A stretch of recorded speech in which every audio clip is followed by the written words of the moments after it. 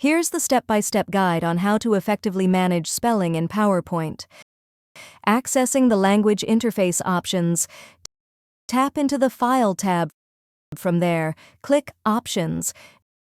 Navigate to the Language tab, from Display Language to Authoring and Proofing Tools.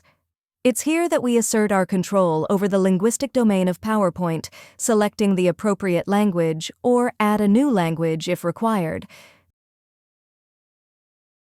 Setting the desired language for text and proofing.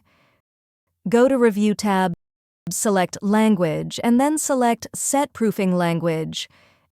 After choosing the preferred language from the Mark Selected Text as box, click OK. In case you do not want PowerPoint to check for certain text pieces, simply tick off. Do not check spelling or grammar. Silences the proofing tools. If you found this video helpful, please click the like button and subscribe to our channel for even more helpful tutorials.